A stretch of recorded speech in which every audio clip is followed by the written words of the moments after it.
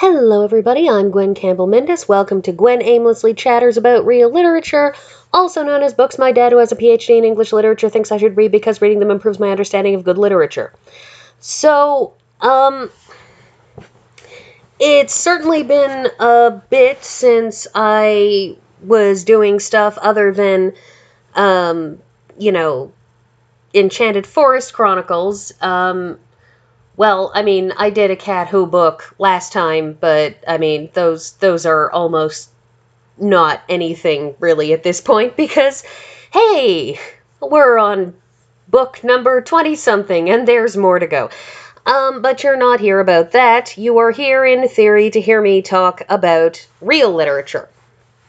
So, this next book, is unlike in the Joyce Carey trilogy that I just got off of for this particular sub-series,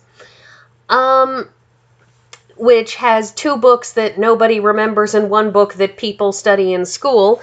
This is something that people actually study, but that being said, I put those in the wrong order. Death Comes for the Archbishop. This is the cover of my copy, which is a hardcover copy that was published in, where was that? Sometime in the 70s, I think. 1951. Yes. This was reprinted in 1951 after it was reset in 1945. The book was initially published in 1927, like its very first publishing. So I have been reliably informed by said father with a PhD that a lot of people think that Willa Cather's book, My Antonia, which it's not, according to my father, My Antonia, it is Antonia, which he says is because the I has an accent over it. I wouldn't know, I don't read real literature. If you are wondering, I got this particular cover down because I thought people would like to have a slightly better cover to stare at than green cloth hardcover, so here's a paperback that was published in 1990. Obviously still the same book. So, Death Comes for the Archbishop is a very, very simple sort of story.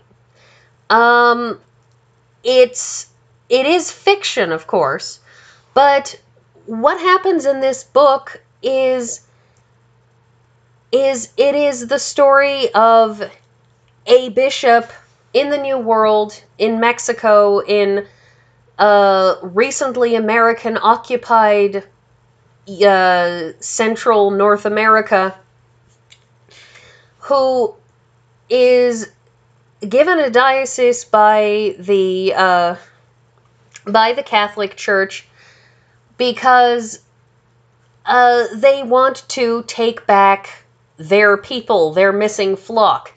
Because, we know that Spanish missionaries went through there, but after the Spanish missionaries left, you had a whole lot of Mexicans who were New Mexicans, people in the region, in California, in that area.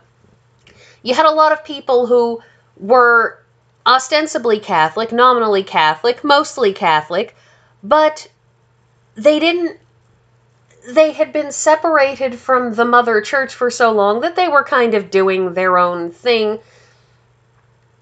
And this book opens actually with a brief conference. It's a short prologue that's just about a conference between a couple of bishops and a missionary who had been in the New World looking at this area, and a consultation about saying, we're going to create a new bishopric, we need to create a new see there, we need to send someone out there to reconvert people, to convert people, to sort of shore up our presence there. Um, Now, there is one thing. I'm not going to be approaching this with the bitter cynicism of, look at all the church politics. I don't think that it's an appropriate choice for this book, because this is a book that is about the actions and the faith of the one man who is this one man who becomes bishop, Father Jean-Marie Latour, and his very, very close friend, Joseph Vaillant. They're both French, which is why I am trying my best to sound Frenchy when I pronounce their names. And this is about these two priests, but in particular, Father Latour, who gets sent out to California after it was so recently annexed by the United States, and try to settle the church there, try to create a presence, try to be what they feel people need. And the first proper chapter of this book is of him wandering in the wilderness and stumbling across a small village filled with people who are Catholics who say, "Oh, look, oh my God, somebody has sent us a priest. We have been sent a priest who will come here, and he will christen our children, and he will, make our marriages valid, and he will do confirmations for children who are of age." And it sets the tone for much of the book that what you're dealing with is Catholics, like many religious groups, when you can have somebody who is fiercely believing, who has just been separated from the rest of the mainstream of the religion, who will just be delighted to see that religion coming back to them. And this whole book is about him doing these things, about his experiences, about how that place becomes a part of him. When we get to the last chapter, which is where death indeed comes for the Archbishop, because this book is the story of his life. This is, it's not a real biography of a real person, but it's got this straightforward simplicity that I think speaks to the way missionaries probably would have felt. And again, I'm not going to be cynical about this, because one can certainly talk about, missionaries who were there to convert the savage Indians. You can talk about missionaries who were awful, awful people. But the thing is that, as with anything else in the Catholic Church, there are those who genuinely mean it, who genuinely feel called to the church, who genuinely feel called to do their best to offer wise counsel, to bring the peace of, belief and religion and whatever to people. And there's a sincerity in this book. It is a very, very deeply sincere book. And it is simplistic in its way, because there isn't an arc. There isn't a driving purpose. There isn't some sense in this book, as with other plotted books, that you feel like this is a story that starts somewhere and it goes somewhere and here's where it ends and there was a purpose. It's very, very reflective of life, of the way that you go through life, and you don't necessarily have a point. And indeed, when he gets to the end,